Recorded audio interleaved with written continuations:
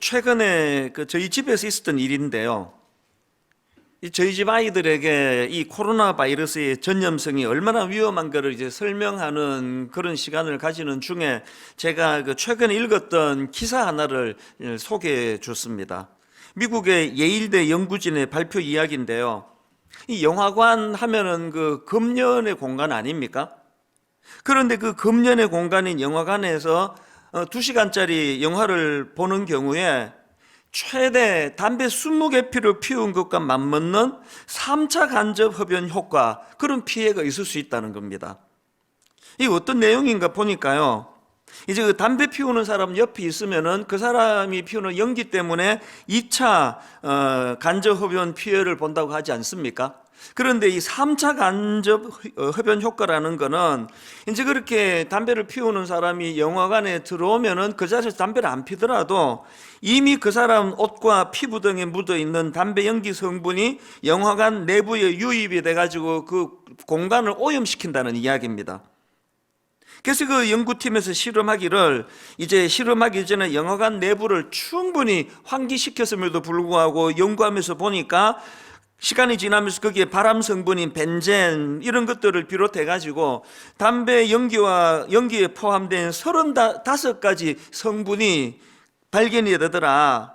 그래서 이제 앞에서 말씀드린 내용처럼 영화관에서 그 2시간짜리 영화를 보는 경우 최대 담배 20개피를 피운 것과 맞먹는 간접 흡연 피해를 보게 되더라. 그런 요지의 이제 내용이었습니다. 그래서 제가 우리 집 아이들에게 그런 얘기를 했더니 하나같이 반응이, 에이, 그런 게 어디 있냐고.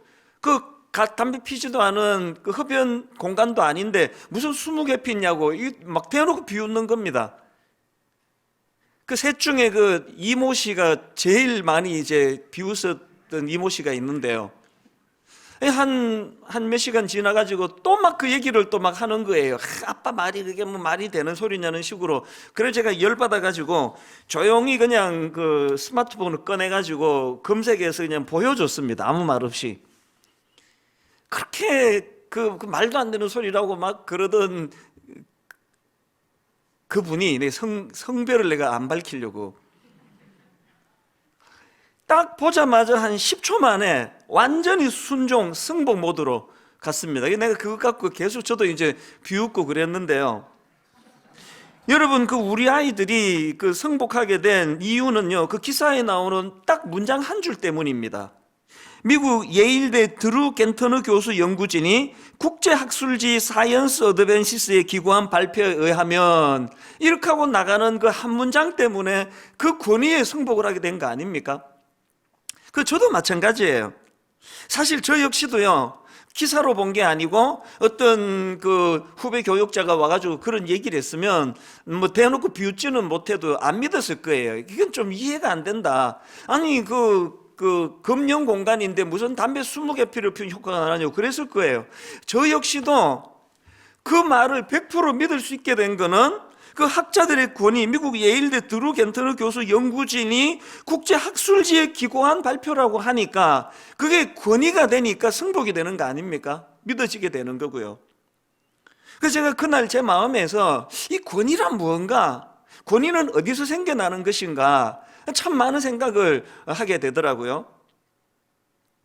제가 오늘 본문을 묵상하다가 최근에 경험한 우리 아이들과의 그 이야기가 불쑥 떠오른 이유가 뭐냐 하면은 오늘 본문에서 예수 그리스도가 보여주시는 말씀의 권위, 이런 거는 다루는 내용이기 때문에 그렇습니다. 오늘 말씀의 배경이 어떻게 되는가 하면은 지난 시간에 살펴본 것처럼 이제 예수님께서 세례를 받으시고 그리고 광야에서 유혹을 받으시고 또 그것을 이겨내시고 그리고는 이제 함께 일할 제자들을 뽑으신 이후에 오늘 본문에 보면은 저자 마가가 예수님의 가버나움에서의 사역을 이제 첫 번째로 소개하는데, 이 마가가 강조하고 싶은 게, 본문에서 강조하고 싶은 게 뭐냐 하면은 이 상대방을 승복시키는 이 예수님 말씀의 권위, 이게 오늘 본문에서 굉장히 강조가 되고 있다는 겁니다. 실제로 본문에 보면은 이 권위라는 단어가 2번이나 결정적으로 쓰여지는 것을 볼 수가 있습니다.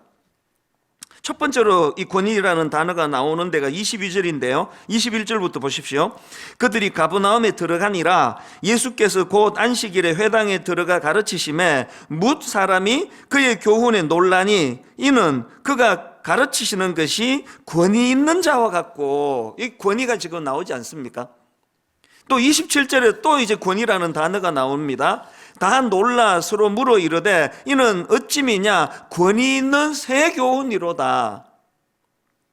이렇게 두 번에 걸쳐서 이 권위라는 표현이 나오는데, 여기서 주목해야 되는 거는요, 22절 앞부분에 나오는 이 부분을 보십시오. 뭇 사람이 그의 교훈에 놀라니, 여기 나오는 이 놀라다라는 이 단어는 헬라어로 에크플레소라는 단어인데요, 그냥 대단하네 이 정도는 이 단어가 아닙니다. 여기 에크플레소라는 단어는 막 어쩔 줄 모를 정도로 충격을 받은 상태를 내포하고 있는 그런 뉘앙스를 풍기는 때 사용하는 단어예요. 이게 막 어마어마하게 놀랐다는 거 아닙니까? 27절도 마찬가지입니다. 27절에도 다 놀라 서로 물어 이르되, 여기 나오는 놀라다라는 이 단어도 헬라어로 담베오라는 단어인데요, 이 단어 역시도 충격을 받은 상태를 표현하는 그런 단어예요. 그러니까 지금 우리 부교역자들이 쭉 새벽마다 설교를 하면 이 교역자는 앞에 목사님보다 설교 좀 더 잘하시네, 이거 좀 대단한데, 이런 정도의 놀람이 아니고요, 그야말로 막 어쩔 줄을 모를 정도로 막 충격을 받는 차원에서의 놀람이에요. 그럼 이런 질문이 가능하겠죠? 아니, 예수님은 어떻게 첫 사역에서부터 이런 평가를 받으실 수 있을까? 이런 질문에 대한 힌트를 저는 22절에서 발견하는데요. 22절을 보십시오. 뭇 사람이 그의 교훈에 놀라니 이는 그가 가르치시는 것이 권위 있는 자와 같고 서기관들과 같이 아니함일러라. 이 예수님의 말씀에 놀라는 그 놀람을 그 서기관들의 가르침과 지금 대조하면서 설명하고 있는, 이게 뭘 의미하느냐, 여기서 말하는 서기관들은 율법을 전문적으로 연구하고 가르치는 율법 전문 학자들을 말합니다.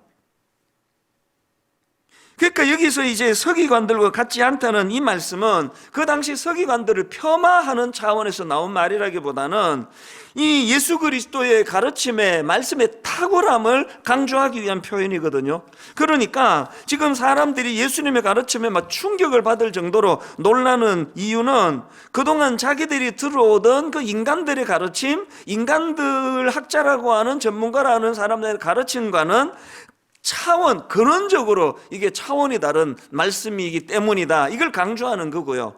그런가 하면 또 하나, 이렇게 예수님이 전하는 메시지 내용도 탁월하지만 예수님의 가르침에는 이 귀신을 쫓아내는 능력이 동반된 말씀이기 때문에 충격을 받는 겁니다. 23절 24절을 다시 보십시오. 마침 그들의 회당에 더러운 귀신 들린 사람이 있어 소리 질러 이르되 나사렛 예수여, 우리가 당신과 무슨 상관이 있나이까? 우리를 멸하려 왔나이까? 나는 당신이 누구인 줄 아오니 하나님의 거룩한 자니이다. 그랬더니 25절 26절을 보십시오. 예수께서 꾸짖어 이르시되 잠잠하고 그 사람에게서 나오라 하시니 더러운 귀신이 그 사람에게 경련을 일으키고 큰 소리를 지르며 나오는지라. 이 예수님의 말씀의 권위, 여기 안에는 그 당시 서기관들과 같은 단순히 학문적인 이론만을 전하고 가르치는 정도가 아니라 이런 실제적인 능력이 내포되어 있었기 때문에 27절에서 너무나 놀라면서 이는 어쩌미냐 권위 있는 새 교훈이로다, 이런 표현이 이제 나타날 수 있는 것입니다. 제가 오늘 이 본문 말씀을 주목하는 이유는요, 참 많은 분들이 가슴 아프게도 오늘날 강단이 능력을 잃어버렸다, 오늘 강단이 신뢰를 잃어버렸다, 이런 말들이 참 심심찮게 들려지는 그런 시대를 살아가기 때문에, 그래서 이제 참 마음이 아픈 거 아닙니까? 그래서 이런 말씀을 쭉 우리가 묵상을 하면서 저 같은 설교자들은 어쩌다가 이 강단이 이렇게 능력을 잃어버렸는지, 어쩌다가 이 강단이 이렇게 신뢰를 잃어버렸는지 고민하자는 거예요. 저는 설교자로서 참 이게 고민이 되는 부분이거든요. 요즘에 뭐 막 텔레비전에서도 뭐 유명인들의 강의를 들어보면 막 감탄스러워요. 그들의 지식이 대단하고요. 막 인터넷에 막 홍수처럼 나오는 너무 다양한 그런 좋은 강의들이 쏟아지는데, 오늘 강단에서 전하는 이찬수 목사의 이 설교가 그런 그들과의 어떤 차별성이 있어야 되는 건가? 뭘 회복해야 그런 강의랑은 완전히 다른 예수 그리스도의 이런 권위, 이 말씀의 능력, 이것들이 내포된 말씀을 전할 수 있을까? 저는 설교자로서 이런 고민을 하고 있다면 오늘 예배 드리시는 모든 성도님들도 똑같이 고민하셔야 됩니다. 직장에서 가정교육의 자녀들을 교육하면서 어떻게 하면 크리스찬으로서 이 말씀의 능력을 회복할 수 있을까? 우리 자녀 교육을 할 때 말씀의 권위를 가지고 이 아이들을 지도할 수 있을까? 이런 고민을 해야 된다는 거예요. 이런 점에서 저는 오늘 본문에 나오는 이 예수님의 그 말씀의 그 권위를 보면서 여기서 우리가 이런 고민에 대한 대안들을 좀 몇 가지 찾을 수 있다고 생각을 하는데요. 이걸 좀 오늘 제가 좀 나누고 싶습니다. 오늘 본문 말씀에서 우리가 발견하는 몇 가지 대안이 있는데요. 첫 번째 대안이 뭐냐? 이런 말씀의 능력을 회복하기를 원한다면 우리 삶 자체가 예수님의 권위로 더딥혀져야 된다는 것입니다. 앞에서도 말씀드렸지만 이제 두 번이나 이 권위라는 단어가 이제 두 번이나 나오는데요. 22절에서 그가 가르치는 것이 권위 있는 자와 같고, 또 27절에 이는 어찌 미냐 권위 있는 새 교훈이로다. 이렇게 두 번에 걸쳐서 이 권위가 나오는데요. 헬라어로 이 권위는 엑수시아라는 단어입니다. 그런데 제임스 에드워즈가 쓴 마가복음 주석서에 보면은 이 엑수시아라는 이 권위를 나타내는 엑수시아라는 단어는 주로 초자연적인 권위를 나타낼 때 사용되는 단어라고 설명을 하고 있는데요. 이 마가복음에는 이 엑수시아라는 단어가 9번 등장을 합니다.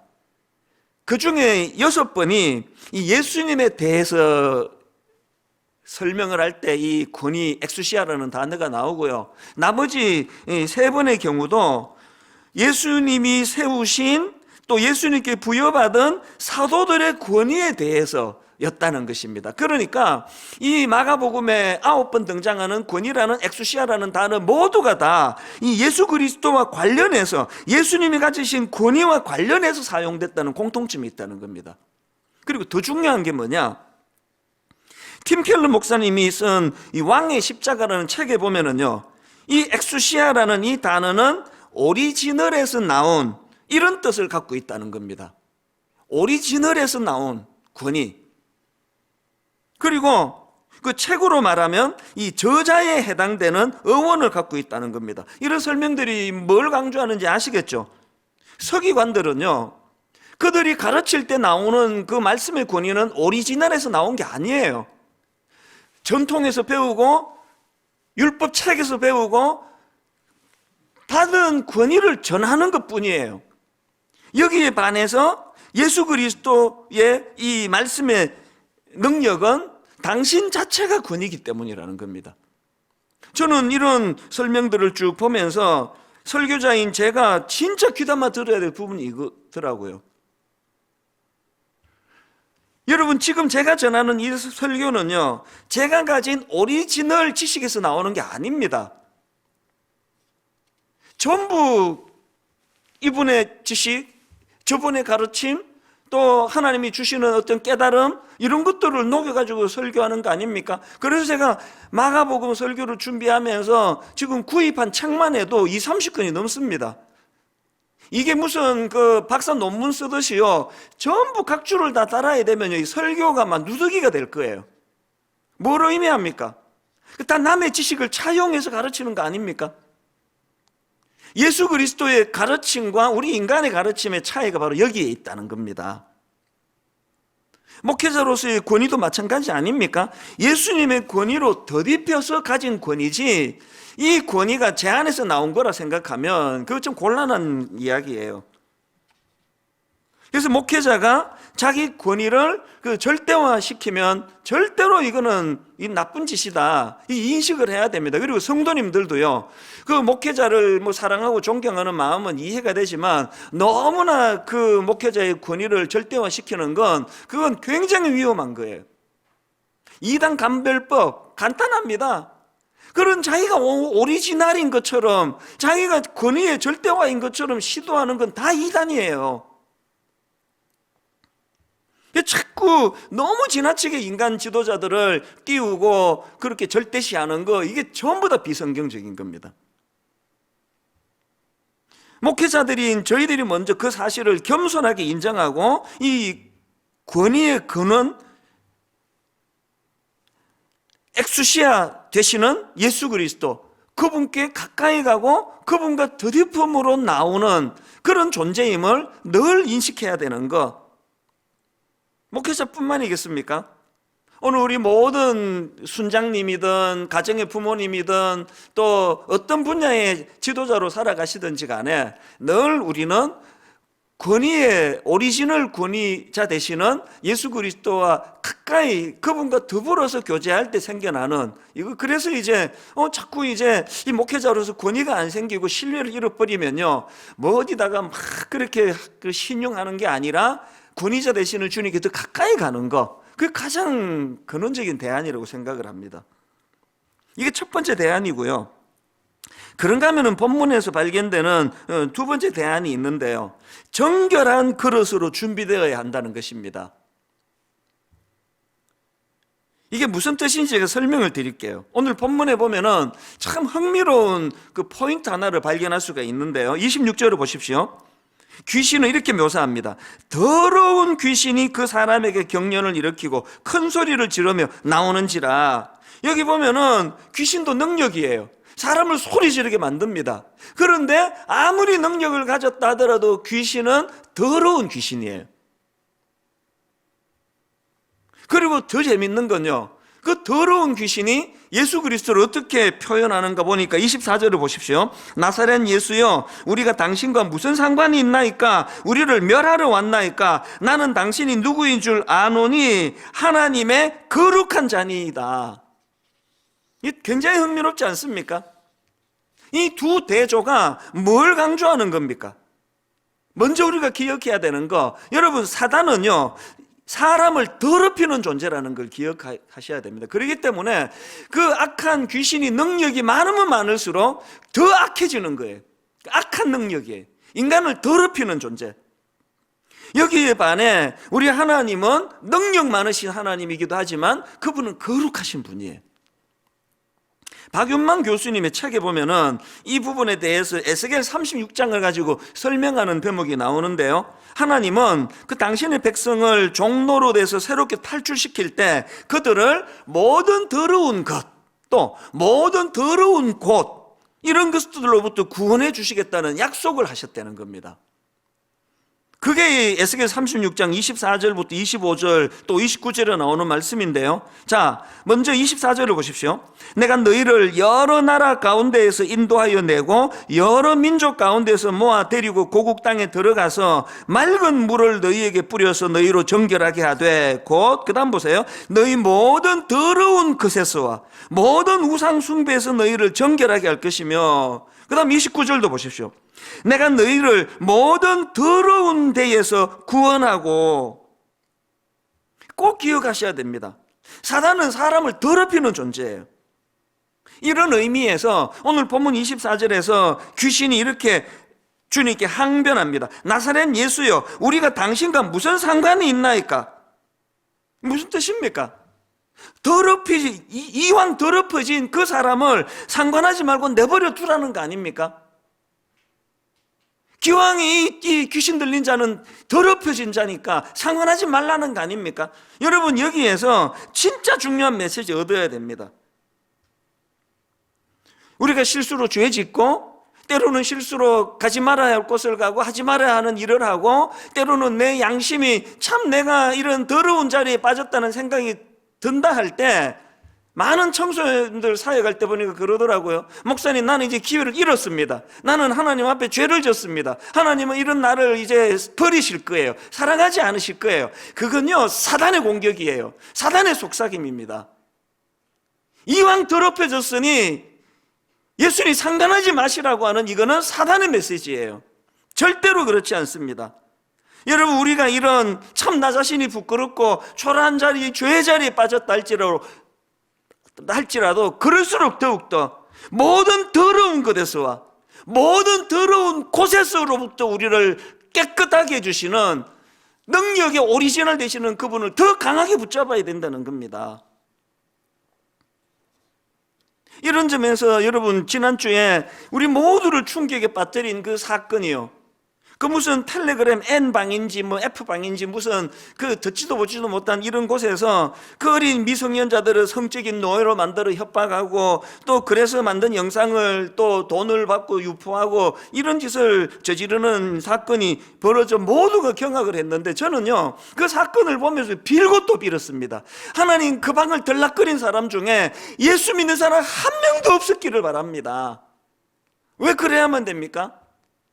우리는 더럽히는 귀신의 영향을 받는 존재가 아니라 거룩하신 하나님, 능력의 오리지널 되시는 예수 그리스도의 영향을 받는 주님의 자녀들인데 어떻게 그런 악한 영향을 받으며 기웃거릴 수가 있겠냐는 겁니다. 혹여라도 그런 시도라도 하신 분이 계시다면 오늘 여러분, 더러운 곳에서 우리를 건져내시기를 원하시는 십자가를 의지하고 은혜로 그것을 완전히 죄된 자리를 끊어버리는 능력을 경험하게 되시기를 바랍니다. 왜 이게 중요합니까? 지난 그 위기의 때에 드리는 21일 기도회, 이게 지난주 수요일로 끝이 났는데요, 제가 오늘 이 말씀을 묵상하다가 보니까 그 주간에 전했던 말씀이 너무 내 마음을 격동시키는 겁니다. 아마 참여하신 분은 이 말씀 다 기억하실 겁니다. 요수아 3장 5절, 요수아가 또 백성에게 이르되 너희는 자신을 성결하게 하라. 여호와께서 내일 너희 가운데 기이한 일들을 행하시리라. 제가 저기다가 너희는에다가 강조점을 두고 여호와께서에다가 강조점을 둔 이유가 뭐겠습니까? 뭘 구분하고 싶었던 걸까요? 이제 꿈에도 그리던 목적지 가나안을 향해 달려가는데 이제 그 악한 적들과 싸워야 되는데 하나님이 하실 일이 있고 우리가 할 일이 있다는 거예요. 하나님이 하실 일은 뭡니까? 하나님은 우리 생각과 우리가 가진 것들을 뛰어넘는 기이한 일, 놀라운 일, 하나님께서는 깜짝 놀랄 일들을 행하실 일이 그게 여호와께서 하실 일이고요. 거기에 반해서 우리는요, 스스로를 성결하게 하는 겁니다. 오늘 교회의 문제가 어디서 나오는 겁니까? 자꾸 우리가 뭐를 해보겠다고, 기이한 일을 해보겠다고, 우리가 놀라운 일을 해보겠다고, 여기서부터 다 문제가 생기는 거예요. 놀라운 일을 하나님이 하시는 거예요. 우리가 할 일은 그 하나님을 기대하는 것, 그리고 그 하나님을 기대하며 꿈을 꾸는데 어떻게 그런 M방인지 무슨 이상한 방인지를 기웃거릴 엄두가 나지 않는 거 아닙니까? 우리가 할 일은 성결이에요. 거룩하신 하나님을 닮아가는 거거든요. 그렇기 때문에 저는 디모데후서 2장 20절 21절은요 모든 그리스도인들이 이 마음의 중심에 새겨야 될 말씀이라 생각합니다. 큰 집에는 금그릇과 은그릇뿐 아니라 나무그릇과 질그릇도 있어 귀하게 쓰는 것도 있고 천하게 쓰는 것도 있나니 그러므로 누구든지 이런 것에서 자기를 깨끗하게 하면 귀히 쓰는 그릇이 되어 거룩하고 주인의 쓰심에 합당하며 모든 선한 일에 준비함이 되리라. 이게 세상의 가치관과 결정적인 차이라 생각합니다. 세상은요 꽁 잡는 게 매라 그래요. 무슨 짓을 저질렀든지 그냥 뭐 이루기만 하면 된다 생각합니다. 큰 그릇 되기만 하면 된다 생각합니다. 그러나 하나님의 시선은 그가 얼마나 큰 그릇을 만들었냐에 있지 않고 그가 깨끗한가? 제가 몇 주 전에 미자립교회 월세 대납 운동을 시작하면서 그때 설교 시간에 찬양 부르고 나서 제가 강조하며 던졌던 메시지 기억하십니까? 지금 너무너무 많은 분들이 지금 미자립교 월세 대납 운동에 동참하시고요. 막 깜짝깜짝 놀라는 그런 뭐 현재로 제가 보고받기로 뭐 이것저것 다 합쳐가지고 26억 원인가 들어왔거든요. 이 막 어마어마한 헌금이 들어오는데 제가 여러분 이 점에 다시 강조합니다. 얼마나 큰 금액을 헌금하느냐보다 더 중요한 건 어떤 중심으로 하느냐예요. 아이고 그냥 월세도 못 내는 그 불쌍한 사람들 우리가 도와야지, 그런 마음에 헌금하지 마세요. 이건 그 정신이 아닙니다. 그 큰 그릇에 노출되어 있는 사람들이 가진 오염된 생각이에요. 저는요, 많은 그 미자립 교회 목사님, 특히 그 사모님들을 만날 때마다 저는 늘 감동을 느껴요. 지금 사모님이 그 몸부림쳐 직장에서 그 수입을 만들지 않으면 그 집안의 생계가 막막할 정도로 어려운데, 그리고 지금 교회에 그 임대료를 낼 수 없는 그런 상황인데도 불구하고 얼마나 하나님 앞에 바르게 살아보려고 애쓰고 정말 진실하게 목회하려고 애쓰는 많은 목사님을 만나거든요. 그러니까 여러분, 우리가 이렇게 미자립 교회 월세 대납 운동을 한다는 거는 그들 안쓰러운데 우리 큰 교회가 도와야지, 이런 정신은 큰일 날 정신이에요. 존경해야 돼요. 진짜 존경해야 됩니다. 너무나 열악한 상황 속에서도 하나님이 기뻐하시는 하나님의 교회를 섬기고자 그 몸부림치는 그 수많은 우리 작은 교회 목사님들에게 우리가 조금이라도 힘을 보태드리고 싶어하는, 하나님은 큰 그릇, 금 그릇, 은 그릇 이런 걸로 구분 짓는 분이 아니시라 깨끗한 그릇을 원하신다고 한다면 우리 모두가 다 이제 우리가 잃어버린 이 강단의 권위, 수많은 그리스도인들이 잃어버린 이 언어, 말씀의 권위를 되찾기 위해서는 우리 내면이 주님의 거룩하심을 닮아가는 그런 몸부림이 필요하리라고 믿습니다. 마지막 세 번째로요, 오늘 본문에서 발견되는 대안이 하나 더 있습니다. 바로 이 예수님의 통제 아래 놓여야 한다는 사실입니다. 본문 25절을 보십시오. 예수께서 꾸짖어 이르시되 잠잠하고 그 사람에게서 나오라. 예수님의 이 명령에 그 사람에게 악한 영향을 미치는 귀신과의 격리를 말하는 거 아닙니까? 그 사람에게서 나오라, 이 영향력의 문제예요. 그리고 바로 앞에 나오는 23절에 그 귀신 들린 사람의 참 가슴 아픈 모습이 이거 아닙니까? 마침 그들의 회당에 더러운 귀신 들린 사람이 있어 소리 질러 이르되, 지금 여기 우리 교육자들 몇 명이 함께 예배를 드리고 있는데요, 지금 제가 막 설교를 하는데 어느 막 젊은 목사가 막 소리 지르면서 저한테 뭐 얘기하고 아무도 안 하잖아요. 이 시간에는 그러면 안 되는 시간이니까요. 지금 여러분, 하나님의 아들 예수 그리스도가 신적인 권위를 가지고 지금 말씀을 전하고 계시는데 막 어떤 사람이 막 소리를 질러대는 거예요. 그러면 안 된다는 거 자기도 아는데요, 통제가 안 되는 거예요. 통제가, 이게 귀신의 영향력입니다. 오늘 우리 시대의 비극이라는 게 이거 아닙니까? 이 귀신 들린 사람의 강력한 특징 중에 하나인 통제가 되지 않는 삶. 제가 앞에서 그 텔레그램 N방인지 뭔가 하는 곳에서 미성년자들을 성적인 노예로 삼고 그 영상을 아주 못되게 퍼뜨리고 그걸로 돈을 벌고 그랬던 그 청년이 잡혔는데요, 그 청년이 잡혀가지고 그 하는 말이 멈출 수 없었던 악마의 삶을 멈춰줘서 감사한다. 수많은 사람들이 이 말에 또 막 되게 분노를 하더라고요. 무슨 의도로 저런 말을 하느냐고. 그런데 여러분, 저는요, 붙잡혀가지고는 멈출 수 없었던 악마의 삶을 멈춰줘서 감사한다는 이 말이 자기를 너무나 비참하게 만든다는 생각을 하게 되는 겁니다. 그렇게 강제로 감옥 보내줘야지만 멈추어지는 이게 얼마나 비참한 거냐고요. 저는 그 말을 들으면서 신앙적으로 그 무슨 생각이 드느냐 하니까, 여러분, 예수 믿는다는 게 뭘 의미합니까? 예수 믿는다는 거는요, 멈출 수 없게 만드는 악마의 삶을 멈추게 하는 능력입니다. 누가 저보고요, 이 목사님, 당신에게 예수님은 어떤 존재입니까? 이렇게 물으신다면요, 저는요, 숨도 쉬지 않고 대답할 답이 있습니다. 저에게 예수 그리스도는요, 제 삶의 억제력이세요. 억제력.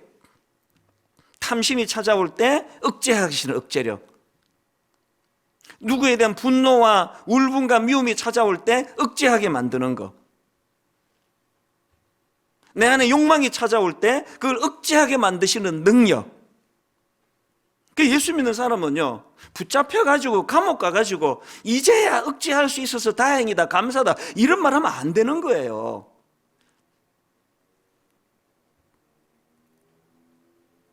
저는 어릴 때 고신교단에서 자란 게 진짜 시간이 갈수록 제가 감사하고요. 늘 제 마음에 그런 고신교단에서 자란 거에 대해서 하나님께 감사해요. 왜냐하면 굉장히 엄하게 신앙교육을 시켰기 때문에요. 뭐 술, 담배 이건 뭐 상상도 못했습니다. 그래서 뭐 막 그 술 마시고 싶고 담배 피우고 싶고 이런 마음이 찾아올 때마다 저에게 가르쳐준 그 고신교단의 신앙교육의 핵심은 억제력이에요. 그 뭐 그냥 뭐 담배 피지 말라는 게 성경은 어디 나오느냐, 뭐 술 마시지 말라는 게 어디 나오느냐, 그렇게 복잡할 거 없습니다. 그 못된 니코틴, 그 못된 담배 연기를 이 거룩한 성전이 내 몸 안에 들이지 않기 위하여 몸부림을 치는 거예요. 억제력, 억제력.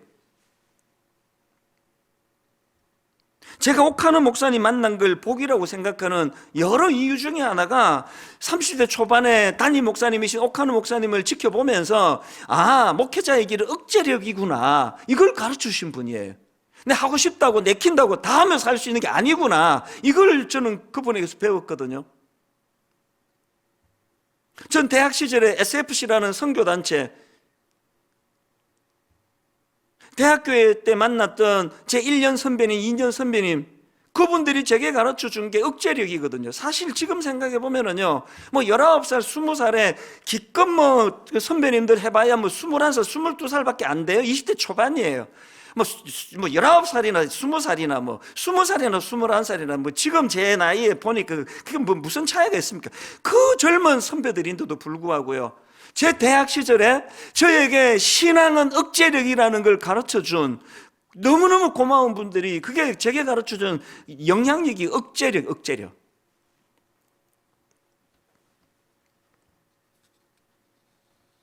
저는 수많은 그리스도인들이 직장에서 이런 평가를 받으면 좋겠습니다. 캠퍼스에서 쟤는 뭐 실수하는 모습이 보여도 쟤는 지적 안 해줘도 돼. 우리가 지적 안 해도 좀 지나면 지가 알아서 고치더라. 이게 그리스도인이 받아내야 되는 가장 중요한 모습이라고 생각합니다. 왜 지적 안 해도 됩니까? 내 내면에 함께 그 하시는 예수 그리스도과 성령의 은혜로 그것을 깨우쳐 주셔서 이거 아니지 참, 가다가도 제자리로 돌아올 수 있는 억제력을 가지는 게 이게 신앙이거든요. 지금 본문에서 귀신 들린 자가 가지고 있는 비참함이 그거 아닙니까? 소리 지르면 안 되는 그 분위기에서 알고 있는지 알고 없는, 모르고 있는지가 중요한 게 아니라 그거를 절제할 수 없이 소리를 지를 수밖에 없는. 그래서 고린도전서 9장 25절에 보니까요, 이기기를 다투는 자마다 모든 일에 절제하나니, 이기기를 다투는 자마다 모든 일에 절제하나니. 우리 젊은이들이 특히 분당 우리 교회에서 지금 자라는 우리 청소년들이 특히 오랜 세월이 지나고 내 어린 시절, 내 청년 시절을 분당 우리 교회 자란 게 진짜 복이었다. 이 길을 다투는 자마다 모든 일에 절제해야 된다는 그 가르쳐준 교회이다. 이런 답이 나올 수 있기를 저는 간절히 바랍니다. 여러분, 이 세 가지요, 첫째가 예수님의 권위로 덧입고, 둘째가 정결한 그릇으로 준비될 뿐 아니라, 세 번째로 예수님의 통제 아래 놓이는 삶. 이 모든 것들이 가능하기 위해서 제가 오늘 설교 제목으로 정했던 예수님의 권위 아래 놓여 있는 삶, 이것을 회복하게 되시기를 바랍니다. 여러분, 제가 수없이 말씀드리잖아요. 예배가 능력이라고, 이론이 아니라고. 비록 오늘 예배당에 와 예배 못 드리고 가정에서 예배를 드린다 할지라도 바로 여러분 말씀에 집중하고 예배에 집중할 때 이 순간에 여러분 복음의 능력이 나타날 줄로 믿습니다. 어제 저녁까지 끊을 수 없어, 통제될 수 없어, 그렇게 끌려다니던 어떤 그 무엇으로부터 오늘 예배 가운데 이것들이 단번에 끊어지는 신비로운 능력을 경험하게 되시기를 바랍니다. 이 억제력을 가지고 나는 거룩하신 예수님의 권위 아래 놓여 있는 사람이다. 나는 더럽게 만드는 귀신의 영향력 아래 있지 아니하다. 한 가지 말씀만 드리고 이제 오늘 말씀을 정리하기를 원하는데요, 제가 이 말씀을 준비하다가 뭐 가끔씩 떠오르는 일인데요, 무려 30년 가까이 전의 이야기예요. 결혼을 앞두고요, 어느 교수님을 찾아뵙고 그 교수님이 너무나 따뜻하게 저를 대해 주셨어요. 얼마나 정성껏 식탁을 차려 대접을 하고, 그리고 또 두둑하게 그 축의금이라 그러면서 그렇게 격려금도 많이 주시고 덕담도 많이 나누었는데요, 그 대화 중에 그분이 내뱉은 한마디가 내 가슴에 비수로 남아 있습니다. 절대로 저를 상처 주려고 하신 말씀이 아닌데요, 분위기 좋은 가운데 대화를 하다 보니까 그냥 그분이 툭 던진 말이에요. 그게 제게 비수로 꽂혀 있고요, 아직도 이게 뽑히지 않고 있습니다. 무슨 말씀을 하시는가 하니까 이 대화 중에 그냥 툭 던진 말이에요. 에이, 목사들이야, 책임도 지지 못하는 말들 막 내뱉는 그런 사람들 아니야? 내가 이제 전도사니까 이런저런 이야기를 하다가 그냥 그분 생각이 툭 나온 거예요. 이제 예수 안 믿는 교수님이니까요. 이게 제 마음의 비수가 됐습니다. 그리고 지난 30년 가까운 세월 동안 설교할 때마다 가끔씩 그분이 또 올려져요. 지금 그냥 그분 말대로 그냥 책임도 안 질 거, 뭔 뜻인지도 모르면서 막 내뱉고 있는 이런 비참한 설교자가 아닌가? 여러분, 강단의 권위를 회복하려면요, 이런 세상 사람들의 인식이 왜 생겨났는지를 알아야 됩니다. 권위의 오리지널 되시는 예수 그리스도부터 덧붙임 받지 않은 모든 말씀은 다 공허한 말장난이에요. 책을 쓰면은 이게 베스트셀러가 될 수밖에 없는 내용이라 할지라도 권위의 오리지널 되시는 예수 그리스도를 의지해서 나온 말이 아닌 모든 건 다 공허한 말장난이에요. 자녀 교육에, 직장 생활하는 우리 그리스도인들의 삶 속에서 이 원리가 그대로 적용되기를 바랍니다.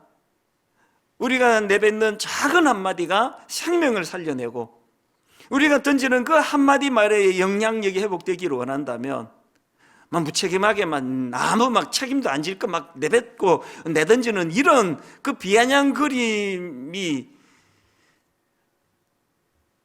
우리들 삶에서 이게 나타나지 않기 위해서는 오늘 말씀에서 보여주신 예수 그리스도의 권위, 특별히 말씀의 권위, 그 말씀의 권위 아래, 그 영향력 아래 놓여 참 은혜를 사모하는 그런 성도님들 되시기를 바랍니다.